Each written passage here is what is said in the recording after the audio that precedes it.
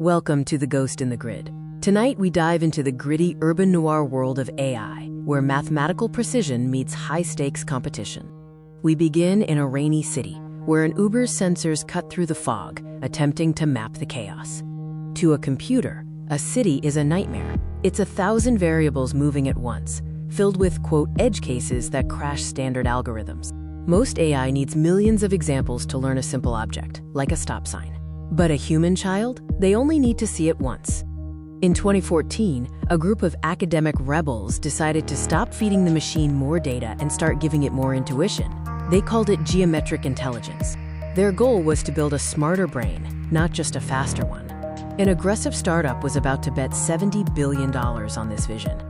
The Who was an unlikely alliance of psychology and silicon, featuring cognitive scientist Gary Marcus, Cambridge Don Zubin Gharamani, and neuroevolution expert Kenneth Stanley. This was a rejection of the big data status quo. While most deep learning works by correlation, guessing based on what it's seen, geometric intelligence sought a deeper understanding. They used geometric deep learning and neuroevolution to teach the machine the underlying rules of the world: symmetry, invariance, and logic. This was about understanding the rules, not just memorizing the data. Uber didn't just want a self-driving car, they wanted a self-driving business. They desperately needed an AI that could solve the quote, last mile problem and handle all those unpredictable edge cases. The battle for autonomy was heating up. In 2016, Uber made its aggressive and industrial move. Uber acquired geometric intelligence to form the cornerstone of Uber AI Labs. It was a massive bet on a small team of 15 academics. This was more than just buying code. It was buying a strategic defense. Uber was locked in an existential war, and if Google or Tesla cracked autonomy first, Uber was dead.